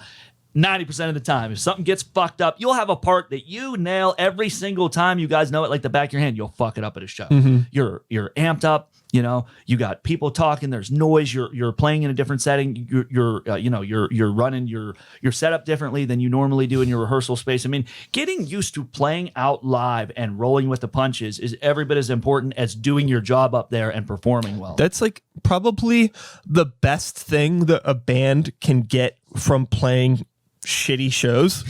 is experience. You get the experience of like, oh, what is it like? Sure. Playing without floor monitors. Yep. What is it? Especially as a singer, dude. Yeah. I can't hear myself. You look at him like, first time, dude? Like, I can almost never hear myself. And for me, that's like what I learned was I set up my own inner monitor system, and I don't even rely on the board now, because every single time I would try and get a line from the board so that I had a signal from it either didn't work or I could barely hear it. You know what I mean? Like, as much as I can control up on the stage so that I don't have to rely. Now, when you start playing bigger shows and you have really good sound guys that get paid really well, it's a little bit of a different story. But come on now. Sometimes this guy might be making $40-$50 for the night, and you're like, well, that's $50. And it's like, okay, when you work, your job all day long, like, how much do you expect? How do you feel when someone undervalues you? I mean, but the thing too, it's like, it's like those guys aren't making a lot of money, and a lot of times Some of them are. you know, they've worked another job all day, and it's Right. like they just don't care. Right. But a lot of the times, like, there are sound people in Pittsburgh, a couple people I won't name, but I will say that they are like notoriously hard to work with sound engineers. Yeah. People are not fans of them. Sure. But I've talked with them and we're cool, and it'll be a situation where like we might be the only band that sounds decent that night just because I know how to talk to this person. Yep. Sometimes you just gotta like tell people what you need Sure. in a way that isn't like talking down to them, and just be like really simple with them, and also understand the way that rooms work. Right. Like a room like the Smiling Moose, you don't need to fucking play with your guitar amps cranked at 11 and all of this shit. It's a small room. And a lot of times, especially with our loud guitar bands, everybody wants to rip it super duper loud, and then it's going to sound like shit. It's like, play low. Right. The sound tech is going to mix it so it sounds really good in the room. You can get a good monitor mix if you're not fucking blasting everything out. Yep. Once you turn your monitors up so loud, or your amps, whatever you're running through, once you hit a certain point, unless you're in a really big room, there's only so much a sound guy can do, you know, because it's really easy to be critical of the sound guy. Well, maybe you're doing something on stage it's like that he literally just, dude, I can fucking mix you all day long. And you guys, like you said, you've got your cabs cranked. You're all playing out of fucking full stacks. You're cranked. Like, there's nothing I can do to make your band sound good. Yeah, it's like, this isn't practice. It's like, you know, you're not in a weird rehearsal space without a proper PA where everybody needs to be cranked at 11 so they can hear each other. Right. It's like you're in a room that has been at least somewhat like, the Moose is a small room, but it's been treated to sound really good as long as the band isn't a dick about the sound. Cooperate. You know, just if, you know, that's the thing, is like a lot of times you get this idea in your head as a band that you know what's best for your band and your sound. Sure. But if you're in a room that you've never played before and there's a sound tech that's been working there for 4 years, take their advice. Right. Just take their advice, even if you think that it's wrong, especially if you've seen the other bands playing that night and it's been sounding okay. Right. Take their advice. Put the prima donna shit aside, man. Because I know what it's like. I know what it's like to be up there, be performing your ass off, and you can tell you're just not sounding good, and it's out of your fucking hands, and there's nothing you can do. Your fucking attitude, and you getting all bent out of shape and butt hurt. What you were able to salvage from that experience is now totally shot, because the crowd can see you're not having fun. You don't really want to be up there, and trust me, like, and that's another thing too. It can be hard for some people who have like either like social anxiety or you know, like some people, they want to perform, but they're like, I hate being up on stage. I hate everybody looking at me. Like, it is really tough to get into somebody's music when you can tell they are just shit scared to be up there. Sure. Especially when your singer's like, hey, everybody, we're gonna play some songs. You know what I mean? Like, people want that bigger than life attitude. They don't want the arrogance and the ego that comes with it, but they do want to feel like they're here to see somebody that's worth seeing, you know? Yeah. And so I don't know. That's another thing, you know, like getting past like just being comfortable up there, being comfortable in your own skin, not having to act like a dickhead who's so fucking cool and everybody's here to kiss my ass, but also like, hey, people are here to see you perform. Like, have a little bit of confidence in yourself, you know? And when things don't go wrong, I think that's one of the biggest challenges for me as a front man, is when everything's going fucking wrong up there and I have to like pretend that it's all good and everything's cool. I mean, we had, man, I don't want to like throw former members under the bus, but we've had situations where maybe our live set, I'm thinking of a show that you guys played with us where something went really, really wrong with our live set. And I mean, really, really wrong. Like a song that was meant to be like 182 BPMs that was played at like 90 when we listened to it in post. Like, it is really fucking hard to keep your shit together, but dude, losing your cool and getting super pissed off and yelling at the sound guy and just acting like you don't want to be there. Whatever whatever was able to be salvaged from this experience is now gone. Yeah. Because you copped an attitude and you're just like, well, I'm pissed off and I don't give a shit and I want the whole world to know that I'm not happy. Like, if you can't roll with the punches, you should not be doing live performances. Totally, you should just stick to the studio. Totally, and I agree with you as somebody that has been that person. I have been a total cunt on stage. I have before, and but I feel as though like I've hopefully grown from those experiences, and I've learned that like, okay, like these are feelings that I'm going to have and I'm going to continue to have these feelings. I don't have control over that, but I have control over how I act on those feelings and how I approach the situation. Well, what's cool is like you are such a down to earth, like you're just such a nice guy, but you're up there and you're playing this super aggressive style of music. And the one thing I love about seeing you live is you know how to playfully be a dick up there. And just roll with it. Like, sure. I'll never forget. What was it?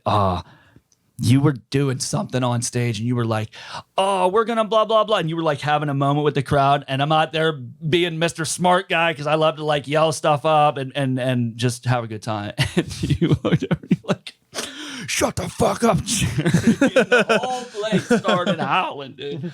Or like the one time I started singing 99 Balls of Beer, but it was in the wrong fucking spot. You're suddenly, come on, dude, get your shit together. Start that over. Like, you know how to be that personality up on stage, and it fits with what you're doing, you know? And it's hard for someone like, I've seen a lot of things online about like, you know, especially like death metal and really aggressive styles of music, but then you meet the person in real life and they're like the nicest person that you would ever want to meet. Yeah. It's hard sometimes to find what is my personality on stage, you know, and to just be able to turn that on and just be that personality, even when you don't feel like it. Man, it's tough, man, especially like, you know, having a whole room of people fucking stare at you when something goes really, really wrong and you're putting yourself out there and you're sharing something that's like deep and intimate. Like, this is my art and everything is going fucking wrong. And for you to somehow like just keep it together on stage, even though you can tell people know everything is not cool up here. Like, dude, rolling with those punches and just being the person that you want people to remember from that show up there.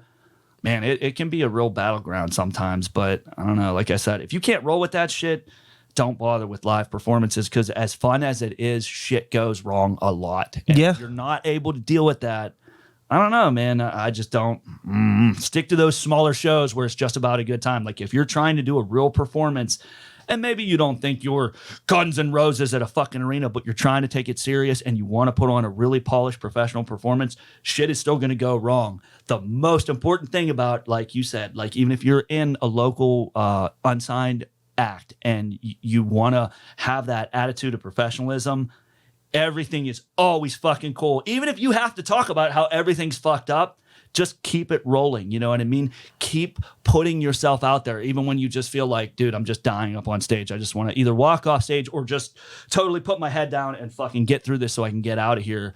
You know, just remember that everybody came here tonight. Maybe they're not all here to see you, but they're giving you a shot. They're giving you their attention. Make the most of it. Yeah. It's, you know, it's just a lot of our conversation today, I feel, has revolved around that gray area that bands don't always acknowledge of what it is that they're doing and what is the purpose of what they're trying to accomplish. You know what I mean?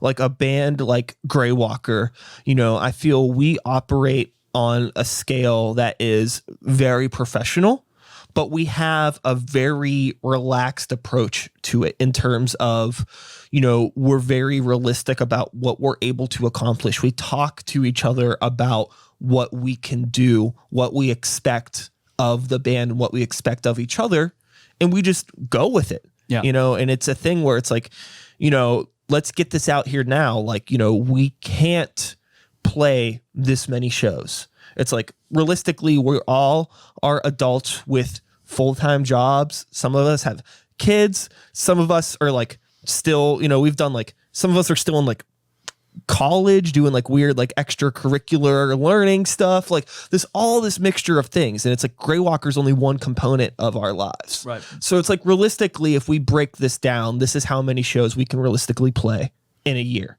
Okay, let's get over that now. Cool. But how can we make sure that everything that we're doing has a purpose and is beneficial, that we can make, this limited amount of time that we have to work with the band, make sure every minute that we're putting into the band is productive. Sure. And it works, but we're just very realistic about where we are. And I think there are a lot of bands that maybe just don't have those conversations or don't think about things like that. They just expect to just keep doing stuff, keep writing music, keep putting out songs, keep playing shows, and it's going to work. Well, and it's a painful thing to take a look and recognize, look, we're not either able or willing to do what it takes to really go the distance. And I think a lot of people in local projects, they don't always even know what that is. And for our scene, I'll get specific and kind of break it down for our area. I think a big part of that is we don't have a lot of mentors here. You know what I mean?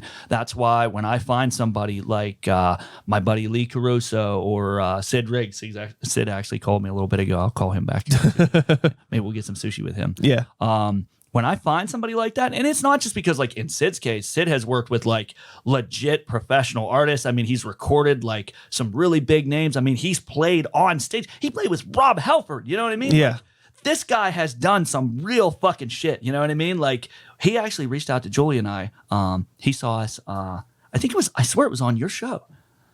I think it was. Yeah. Yeah. And he emailed us and he was just like, I liked what you guys had to say. Let's hang out, But like, I'm not going to say it was like intimidating per se, but like when you're talking to someone who has done the types of things that you can only dream about doing, like working in music, if you're in a local project, like when I find somebody like that, I stick with them. And like the other part of that is like, I'm real good friends with Sid. I'm real good friends with Lee. Like, you're only going to make it so far with someone, like, unless you've got the kind of revenue where it's like, okay, this is a business. We are a business contact. Like, you do have to find people you click with, what I mean? Yeah. You have to find people you connect with. But dude, me personally, like when I find someone I click with who is that really good mentor, that good contact, I do not let them go. Oh, no, dude. At the end of the day, I feel like it's more important, to not take the relationships that you're building for granted, especially on this like local level.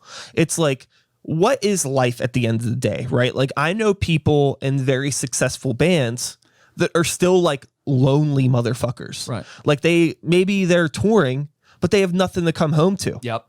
And it's like, don't take for granted like the friendships and things that you have. And maybe there are some like people who are like, oh, I don't give a shit about these local bands or whatever. None of this fucking matters. And it's like, okay, dog, like I'm stoked to have friends like you and like Sid and people that I've met throughout, the years where it's like, maybe we only get to play so many shows, but it's like, fuck, like I have these really awesome friendships and connections with people. And like, that's just genuine human nonsense that like transcends any of my like bullshit artistic needs. Sure.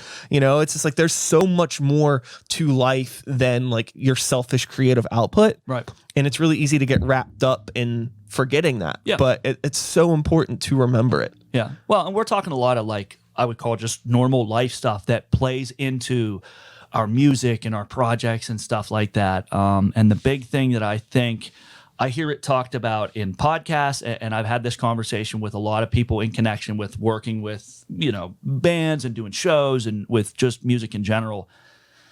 What does success mean to you? And that's definitely not something that only pertains to music, but I think it is so important when you're talking, whether you're talking about someone who's very serious about their music and about their talent and about their career in music and where they want to take it, or whether you're just working in a local project and having a good time.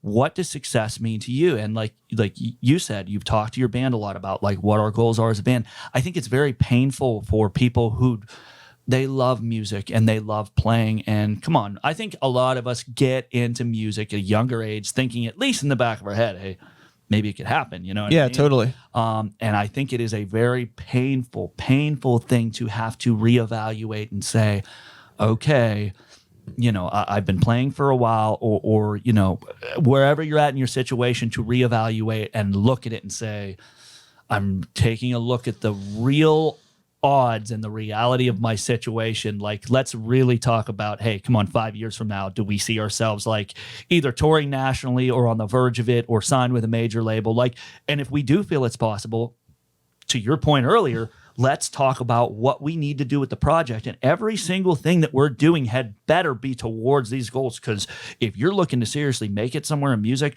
I'm not the expert at all, but I know you have to work your ass off, and everything you do has to be in pursuit of that goal. You have to work on your craft.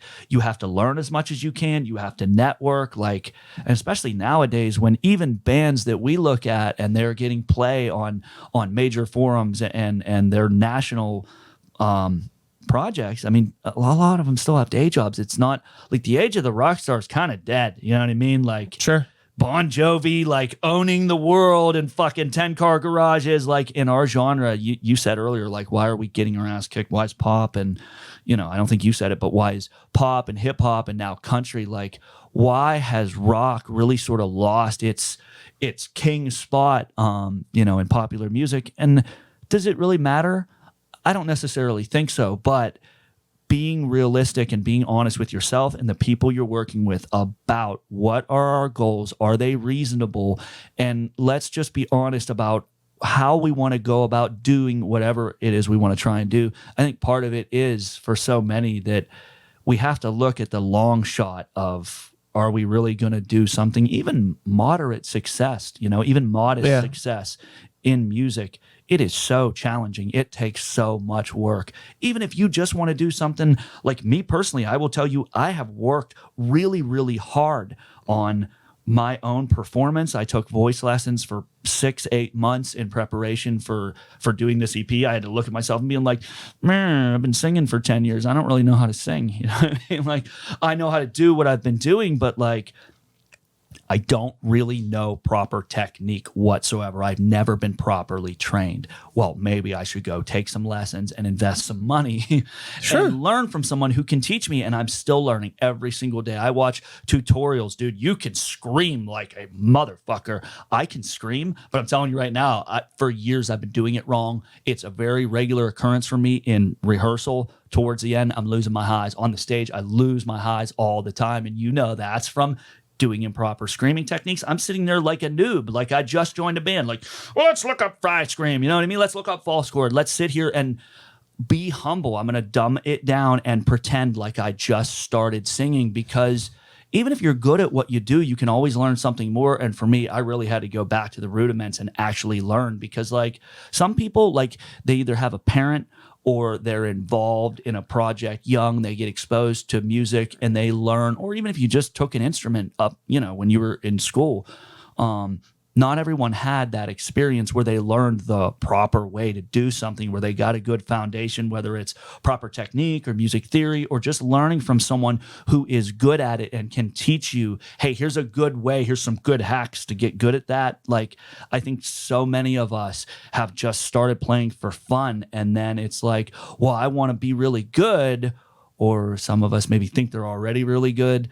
I don't know. I don't think it's ever a bad thing to just get humble and go back to the rudiments and really learn the foundations of your instrument or your craft. And just, dude, pick up whatever version of Music for Idiots is going to help you, because even for someone who's talented, I'll tell you what, when you learn from someone who's either a professional or just really skilled at what they're doing, I've learned a lot. And I realized there was so many things that I'd taken for granted, like you said, that I had to go back and revisit. And not only is it benefiting me, like, I'm singing better than I ever have. You know, people, I was talking to Lee, he said, I played your single for a couple people, and it's not like, oh my God, it's amazing, it's better than anything on Octane. You know, I'm realistic about the fact that we are an amateur band and we're still coming up, we're still learning, we're still growing, but what we put out is better than anything we ever did before. And my producer had people who have heard me before go to him, be like, I couldn't believe that was Jerry singing. It takes a lot of work, even if you're not doing something on a professional level, working with someone who's investing thousands of dollars in your music and playing national stages. Dude, this shit takes a lot of work. Like, I've thrown a fucking notebook down and been like, music is fucking hard. This is bullshit. Like, I guess it may be, I'm getting a little bit more into what I said earlier as a joke. Like, you kind of have to hate yourself to get involved with music, because I know there's those prodigies who pick it up and they're just amazing from the beginning, but I had to put a lot of work into it. I still work very hard at it, and it's a labor of love, but it's not always fun. Sometimes you just gotta, get disciplined and do something just because you really want to be as good as you can. And for me, that's where I really started to learn and grow.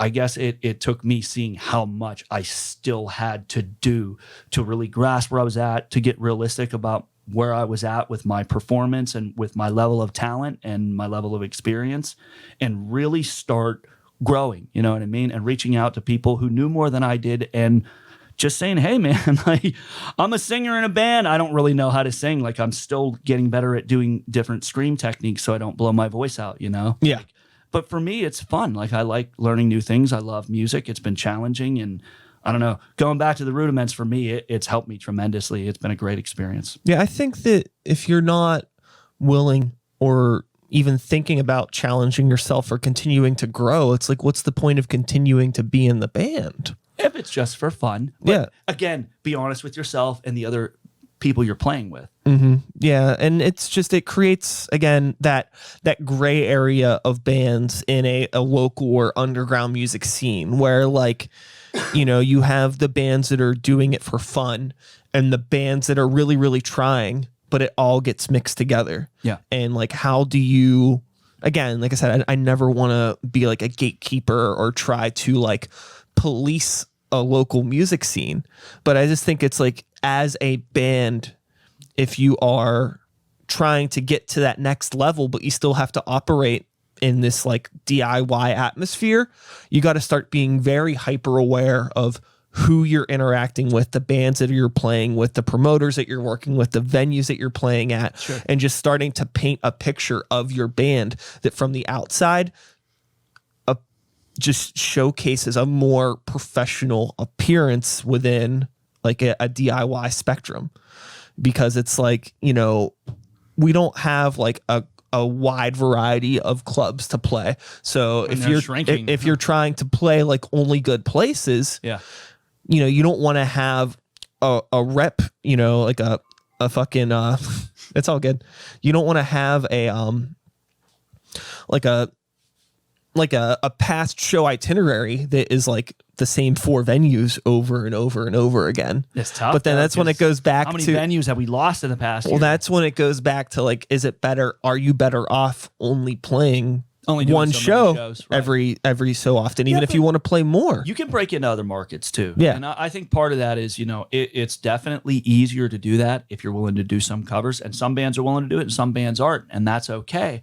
But again, because I used to have this idea, well, if we do more than 1 or 2 covers during our set, everyone's going to look at us and be a cover band. And that's not, I remember Lee, he was like, dude, do you really think Breaking Benjamin got playing their music? And I thought about all the medleys I'd heard at Breaking Benjamin shows of all these different covers, like a Metallica song into this, into that. And all of a sudden I was like, yeah, I'm listening to a band who maybe used to be a cover band. And I never read their biography, but Lee made the point with me. He's like, dude, it does not mean that you're a fucking cover band. If you learn enough covers to go out and get paid to play in another city, like, there's different things you can do. And I just, like, I think that comes back to the whole mentor thing, where we don't have, in my opinion, we don't have enough people in Pittsburgh who, I'm not talking about somebody who, well, I've produced, professional bands and I have gold records on my wall and shit. I'm just talking about good mentors who have some experience either in the actual music business or just veterans who have played long enough, who are willing to help younger people. Well, I would push back. I think that we do have a lot of people. Yeah. I mean, not hundreds. Yeah. But probably like a dozen. Yeah. But the thing is that those people can't work with every single band. Yeah. And the thing is, like, by whatever fate, both of us have found people to consider mentors. Sure. In the music scene.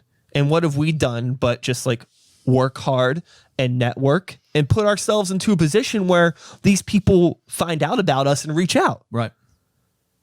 Right. If you're looking for this sort of thing, what should you do? What's my recommendation? be good at what you do, Right. network, and just put yourself out there. That's people will reach out to you. Yeah, the third one is the biggest thing. I mean, put yourself out there. Don't feel like you're too cool or that you're automatically going to get rejected. And like you're going to be like the kid that walks up to the table at lunch and everybody just laughs at you and you're going to be super awkward. Like, have you ever had that experience? Like, I can think of maybe 2 or 3 times where I like went to reach out to someone and extend my hand as a friendly contact, and they just shot me down. And it was usually they didn't even bother returning my Facebook message, and it didn't crush me as a human being. You know what I mean? Yeah. It didn't kill me inside. Like, getting used to putting myself out there and reaching out to new people and just saying, hey, I'm in a project. Like, I notice you're doing something. Like, I'm not saying we jump in a boat together and we get way ahead of ourselves, but like, hey, I just thought maybe you'd like to talk and have a conversation. And you know what I mean? Like, I think some people build walls around themselves, not just personally, but with their project and the preconceived limitations of what, I could never just go and go to a new band's show and just talk to the band afterwards and just see what they're like and see if maybe they want to do a show together. I have my circle with my bands that I'm comfortable with and we're already friends. And so I'm not going to feel awkward when someone looks at me like, no, dude, I don't want to work with you. There's an undeniable value in that sort of like behind the scenes working on things, like whenever we first met, it was because you had came up to me after a show and introduced yourself and like, hey, let's link up sometime and talk. And I'm the kind of person who's like, let's do that. Think about like any other type of successful business.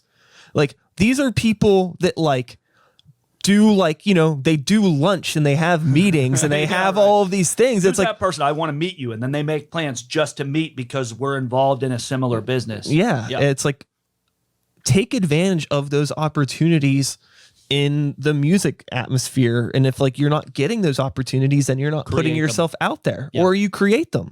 Like, it's just one of those things where you reached out to me at a show. Sid sent me an email out of nowhere because he had talked with some people that said like, hey, if you're looking for people to know in the music scene, you should meet Brian.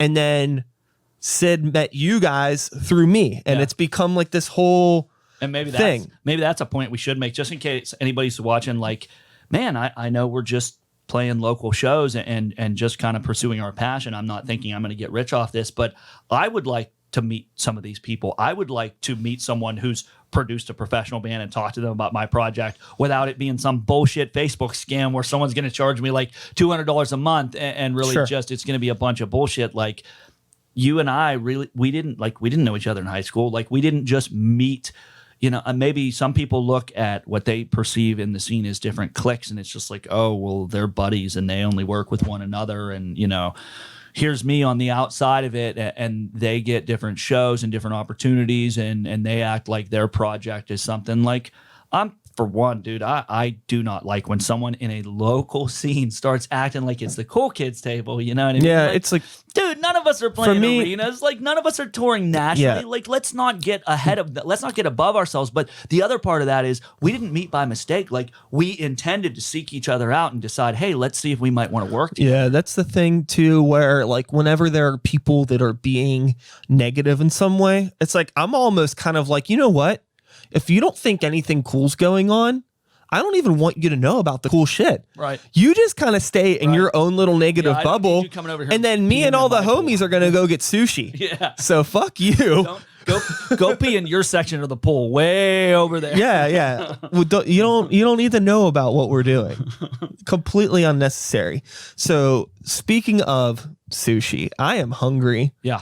I think that we could probably talk for another hour at least. I'm sure we're going to, but for the sake of we'll do it over sushi. For the sake of anybody out there on the internet that is still listening, we're gonna let you all go. It's been quite a conversation today. Real quick to the professional plug thing. Oh, I was gonna let you do that. Thank you. New EP coming out is Black Magic Symphony. We have a single out called Fortune. The band is Winter's Descent. We're on all the major streaming platforms. You can check us out on Instagram and Facebook and all that other shit. We would really like to make the opportunity available so that you could maybe reach out to us. We love getting messages on our Facebook page or our Instagram page. We really want to start interacting with people more. If you listen to Fortune and you like it, please send us a message. That's the one thing that as much as we're getting engagement on our socials, we don't get a ton of messages. We really love hearing from people who say, hey, I dig your single. Tell me what it meant to you. And if you're in the local scene and you're doing something cool, keep at it. And hey, hopefully, we'll meet someday when COVID is finally done kicking our ass. I'd love to play a show with you guys.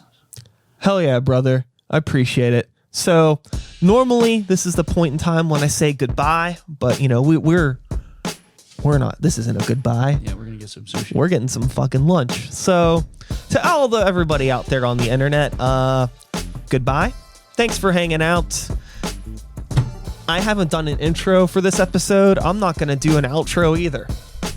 The fuck, you know what it is. It is what it is. It's a podcast. You just listen to it. Thanks. Goodbye. We're done.